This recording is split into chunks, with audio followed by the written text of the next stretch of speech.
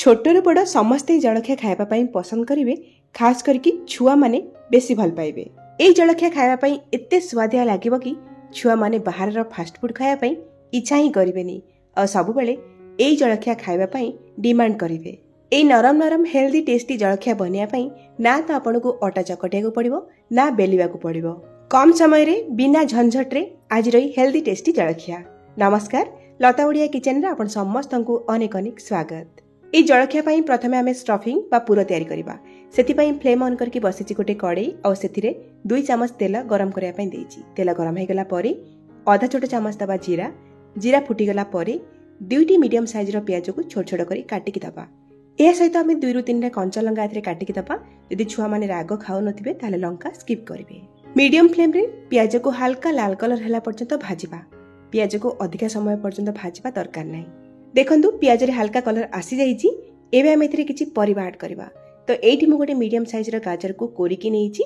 ता सहित फाळे कैप्सिकम को छोट छोट करके काटी की देइची। आ गोटे छोट साइज रो टमाटो को छोट छोट करी काटी की दउची। एठी आपण माने निज पसंद रो परिबा को कम अधिया करके निज पसंद रे नै परिबे, किंतु सब परिबा को ग्रेड करके पर छोट छोट करके काटी की नेबे। एबे हम लो टू मीडियम फ्लेम रे सब परिबा को टिके समय भाजिबा, जेमति कि परिबा टिके हमर सिझि जिवो। परिबा टिके भाजी गला परे एथिरा में दबा स्वाद अनुसार लूण, ता सहित आधा छोट चामच दे दबा हळदी गुंड। भला कलर पाई आमे एठी आधा छोट चामच दबा काश्मीर रेड चिली आ गोटे छोट चामच दबा चिकन मसला। आपण माने चिकन मसला जगह रे गरम मसला भी नै परिबे। फ्लेम को स्लो रे ही रखिबा आ सब को गोळै नबा। एबे आमे एथिरे अंडा पकेबा। एठी मु 6टा अंडा नेइची भांगी। आपण माने एठी अंडा कम अधिया करके निज हिसाब रे नै परिबे। जदि आपण माने अंडा खाउ नाहंती बा वेजिटेरियन ताहाले आपण माने अंडा जगह रे सिझा आलू नै परिबे, नाइ तो पनीर को ग्रेट करके मध्य नै परिबे।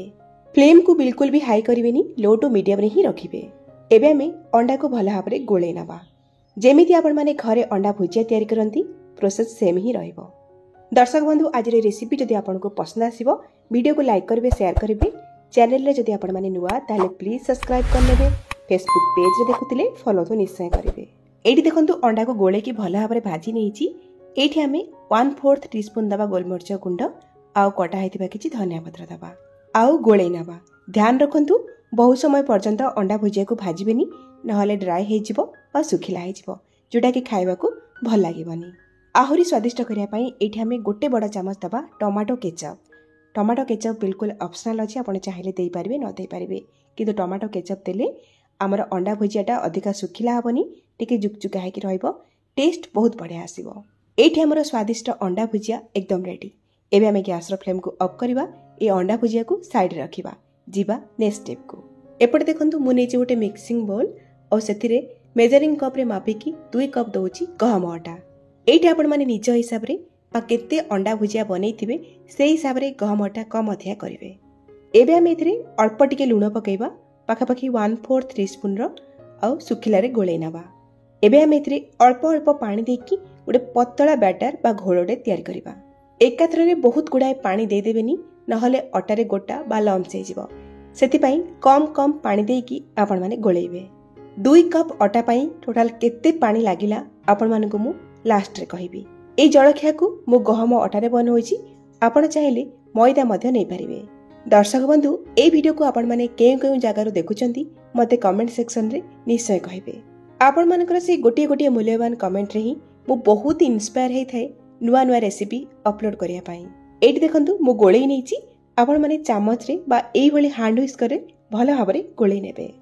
तो एठी देखंतु मु 2 कप अटा पई 3 कप पानी रो व्यवहार करछि। आपण को टिके कम पानी बा अधिका पानी लागि पारे, अटार क्वालिटी ऊपर रहिला। एतिके ध्यान रखंतु ए जे बैटर बा घोळटा आपण माने तयारी करिवे एतरे बिल्कुल भी गोटा अंश बा लम्स रहिबा कथा नहे। एकदम स्मूथ बनेबे बा प्लेन बनेबे। और देखंतु यार कंसिस्टेंसी फ्लोइंग कंसिस्टेंसी रे अछि, और बिल्कुल भी मोटा करिवेनी। और देखंतु चामच रे पछपटे गोटे पतला लेयर हेकि रहउची। एई भली ही आपण माने बैटर बनेबे। आउ ध्यान रखंतु बैटर को अत्यधिक पानी भली पतला करिवेनी, एई भली ही रखिबे। तो एठी हमर बैटर रेडी हे गला पिठा बनिया पई। एठी मु नेइची नॉनस्टिक रो गोटे फ्राई पैन। आपण माने नॉनस्टिक रो तावा नै परिबे, कड़ाई मध्य नै परिबे, नहले आपण माने लुहा तावा बा एल्युमिनियम कड़ाई मध्य नै परिबे। किंतु आपणकर से तावा बा कड़ाई तेलिया हवा दरकार, माने जोथिरे आपण रुटी बनौथिबे ना सेई तावा बिल्कुल नेबेनी। पैन को लो मीडियम फ्लेम रे गरम करवा आ अल्प टिके ब्रश रे तेल लगेबा बेसी तेल लगेबेनी आ बैटर गोटे चामच आम पैन रे दबा आ पैन को एई भली हाथ रे टिके बुलेई नबा जहा फल रे बैटर चारिआडे स्प्रेड हेकी गोटे राउंड शेप को पळे आसीबो। एई समय रे गैस रो फ्लेम को बिल्कुल हाई करिवेनी लो टू मीडियम रे रखिबे आ पिठा को सिझिया पई छाड़िबे। किछि सेकेंड रे पिठा ऊपरटा पूरा सुखिला हेइ जिवो जानिबे पिठा गोटे साइड रो हेइ गला।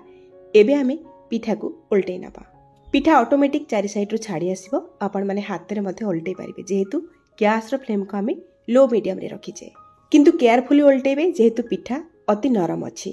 एबे आमे पिठार गोटे पाखरे अंडा भुजिया को भरिबा अधिका करिके टिके अंडा भुजिया भरिबे खाइबा को स्वादिया लागिबो। आ जो अंडा भुजिया को भरिबे साइड रे टिके गैप रखिथिबे काहेकि ना आमे आको फोल्ड करबा। एबे आमे केयरफुली आमर पिठाटी को अंडा भुजिया ऊपर फोल्ड करनबा बा उल्टै नबा आउ एई भली भाबरे पिठार दुई कड़ को हल्का हाथ रे स्पैचुला रे प्रेस करनबा जोथि पई कि एटा खोलिबनी बा आमर भितर दिया जायतिबा अंडा पुरो बाहर को आसीबनी जेहेतु अटा चकुली पूरा नरम अछि आ पतला अछि ये भल भाबरे सील हे जिवो। एबे आमे ब्रश रे ऊपर साइड रे टिके तेल लगै नबा आ केयरफुली उल्टै नबा आ ऑपोजिट साइड रे मध्ये अल्प टिके तेल लगै नबा एई भली ओलट पलट करिकि आमे दुई साइड रो हल्का टिके गोल्डन कलर हैला पर्यंत भाजी नबा। एबे पर्यंत गैस रो फ्लेम लो मीडियम रे थिला एबे आमे टिके हाई कर देबा फ्लेम को जोथि पई कि पिठार दुई साइड रे टिके कलर आसीबो आउ एई भली भाबरे पिठार कड़ साइड को टिके सेकी नेबे जेमति कि कंचा रहि न जाय। एठी देखंतु पिठा दुई साइड रो भाजी हे गलानी माने दुई साइड रो गोल्डन कलर रो स्पॉट आसी जायछि एमिति हे गला परे जानिबे एटा हे गला। एबे आमे को प्लेट को बाहर करनबा आपण चाहिले को अंडा पुरो दिया पिठा कहि परिबे नाइ तो बिना चकटा बिना बेला रे अंडा परोटा मध्ये कहि परिबे। एई भली भाबरे सब जळखिया को बनै नबा। आण पैन रे पकेला बेले आपणकर फ्लेम पूरा लो मीडियम रे रहइबो बिल्कुल हाई करिवेनी आ आपणकर आण बा बैटर एई भली टिके पतला रखिबे जोथि पई कि पैन रे भलो भाबरे स्प्रेड हे पारिबो। फ्लेम को बिल्कुल हाई न करिकि लो टू मीडियम फ्लेम रे रखिबे पिठा गोटे साइड रो टिके सुखिला हे आसले बा सिझी आसले केयरफुली उल्टै नेबे आ पूरा को गोटे साइड रे भरिबे साइड रो टिके जागा रखिबे फोल्ड करिया पई आ ओलटै साला परे आपण माने स्पैचुला रे टिके चारि साइड रो प्रेस करनेबे हल्का हाथ रे जोथि पई कि भलो भाबरे सील हे पारिबो। सील कर साला परे गैस रो फ्लेम को टिके हाई कर देबे आ दुई साइड रो अल्प टिके तेल लगेकी गोल्डन करिकि भाजी नेबे। ए जळखिया को आपण माने जे कोनोसी सॉस बा चटनी सहित मध्ये खाई परिबे नाइ तो खाली रे भी खाई परिबे बहुत बढ़िया लागिबो। आ जदि घरे वयस्क लोक अछंती टाण जिंस चोबेई खाई पार नांती एई जळखिया सेमान को बनै कि दियंतु सेमाने खुशी रे खाइबे।